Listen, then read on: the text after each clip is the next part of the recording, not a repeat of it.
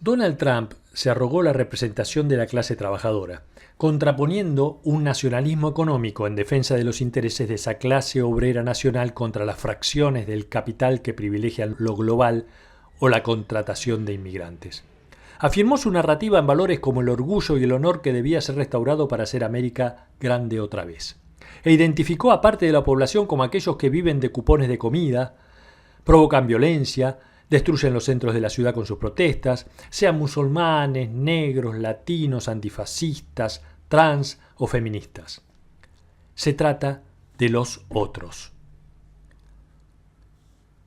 Pero además de los otros, hay poderes malignos que se oponen a nosotros, para favorecer sistemáticamente a los otros. Sus protagonistas son políticos, medios de comunicación e intelectuales. La estrategia de polarización se enfoca en progresistas e izquierdistas, mediante constantes provocaciones, inclusive por circunstancias menores. Los matices y las dudas no están permitidos. La exageración y los excesos quedan totalmente impunes. La oposición, los medios de comunicación críticos, los trabajadores de la cultura y las organizaciones no políticas son presentadas como pertenecientes a un mismo poder político. Donald Trump lo llamó el pantano. Al mismo tiempo, se construye una ideología conspirativa. Uno no forma parte del debate político en el que es necesario mediar entre múltiples intereses, sino que se ve arrastrado a una guerra contra un enemigo invisible. Y como toda agresión siempre proviene de este enemigo, la reacción es siempre justificada como autodefensa. La estrategia de polarización tiene como objetivo destruir al enemigo, desautorizar por completo al adversario. Por eso, si la victoria electoral no se produce, solo puede haber una causa: el fraude manipulado por el adversario. Si la construcción del enemigo es suficientemente consistente, se le puede atribuir todo lo malo, ya que la narrativa básica es la del bien contra el mal. Además del enemigo dentro del sistema político formal, debe haber otro enemigo, más difuso, que opere en el espacio prepolítico. Este enemigo se sitúa claramente a la izquierda. En el caso de Trump, es el Antifa, que caracteriza a diversos grupos antifascistas, o el movimiento Black Lives Matter. Lo importante es construir una imagen sombría del enemigo mediante una forma inespecífica que permita tratarlo con flexibilidad para que cualquiera pueda entrar dentro de esta clasificación e incluso ser criminalizado. El conservadurismo radicalizado extrae su poder de esta ola de miedo. Los que argumentan en contra se convierten automáticamente en cómplices de una amenaza ficticia. Los partidos conservadores radicalizados confían cada vez más en el poder de sus figuras de liderazgo, sobre las que se proyecta todo lo que se caracteriza como el nosotros bueno. El líder tiene un estatus cuasi religioso, porque se la considera una figura que no actúa por interés propio. Esta postura mesiánica invalida toda conversación normal, ni con adversarios ni con periodistas, intentando evitar el diálogo cara a cara. Los líderes del conservadurismo radicalizado solo funcionan como víctimas o mártires, no como interlocutores ni pares. Un aspecto de esta personalidad del líder es que transforma en comparsa a todos los que están a su alrededor. Están allí para asentir, nunca disentir. Trump construyó una idea muy sólida, que es la existencia del Estado profundo, conformado por un completo mecanismo institucional que conspira contra el gobierno. Como respuesta, activa un proceso de desdemocratización que va erosionando rápidamente la división de poderes, en el que el poder ejecutivo carga contra el poder judicial y el legislativo, y acorrala el poder de los medios de comunicación opositores. El discurso radicalizado que sostiene este accionar en contra del sistema se afirma en acusar al Parlamento de constituir una institución elitista que no puede juzgar al líder elegido por el pueblo, que los medios de comunicación son una red de izquierda que difunde noticias falsas, y que el estado de bienestar alimenta a los vagos a costa de los ciudadanos laboriosos. Todas estas actitudes generan en la sociedad resistencias al líder que no hacen más que alimentar la idea de polarización, por lo cual si las promesas del líder no se cumplen, siempre pueden explicarse por esta resistencia.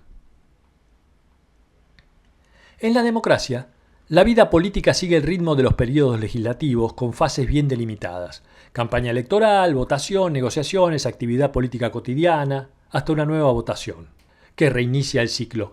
Los representantes del conservadurismo radicalizado trabajan para diluir las diferencias entre estas fases y ejercen un modo de campaña permanente, arrastrando a la oposición a constantes escaramuzas en las redes, a los medios de comunicación en un ciclo de refutaciones y provocaciones, degenerando el discurso público en una batalla en el barro. En condiciones normales, los políticos ingresan en los medios a través de temas y contenidos. Pero esta relación entre personas y contenidos se invierte en los líderes del conservadurismo radical. Ellos mismos son el tema, son una noticia independientemente de lo que hagan o digan. Al mismo tiempo, se ejecuta una estrategia de generar escándalos, mantener la escalada, generar nuevos escándalos, agigantar las banalidades y lanzar historias para distraer, con el objetivo, como dice el asesor político Steve Bannon, de inundar la zona de los medios de comunicación con basura. La sobreabundancia de información, noticias y escándalos impide finalmente discernir qué cosas son relevantes y verdaderas. Los actores del conservadurismo radicalizado ya no tienen seguidores políticos. Ahora tienen fans, lo cual hace que no se limitan solo a votar, sino que lo siguen incondicionalmente sin importar sus ideas, medidas o políticas. Todo lo que hace la persona objeto del deseo del fan es justo. Todo lo que dice es cierto. Cualquier crítica es ilegítima. Quien tiene este tipo de seguidores se convierte en la única fuente de la realidad, dando forma a una realidad paralela en la que dominan poderes oscuros y sucios que solo quieren derribar al líder. La realidad paralela instala a los partidarios en una burbuja en la que están abstraídos de cualquier discurso mediático político, crítico y plural. Más que una mentira, lo que se construye entonces es una contrarrealidad. La existencia de una realidad paralela tiene la particularidad de que el líder brinda soluciones a problemas que solo él ha creado. A un problema ficticio le sigue una solución ficticia. No es agradable vivir en una época en la que lo viejo agoniza y lo nuevo aún no nace. Es tentadora la tendencia a reaccionar ante esto intentando volver a una normalidad glorificada e idealizada del pasado. Los líderes como Trump son solo síntomas, no causas. Son consecuencia de una debilidad de los sectores liberales, progresistas y de izquierda que no han sabido ocupar posiciones de poder. En lugar de hablar largo y tendido, los actores de la derecha radical simplemente actúan. En lugar de pedir permiso o negociar minuciosamente compromisos a pequeña escala, dan respuestas sencillas y generan promesas con mucho cuerpo.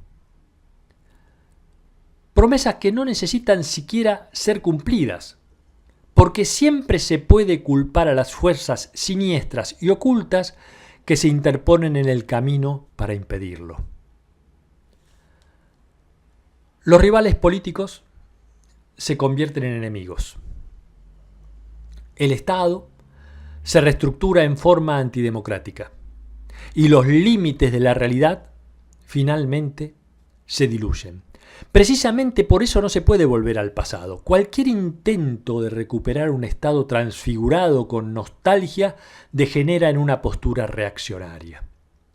Y una vez normalizado, el pensamiento fascista se extiende por toda la sociedad.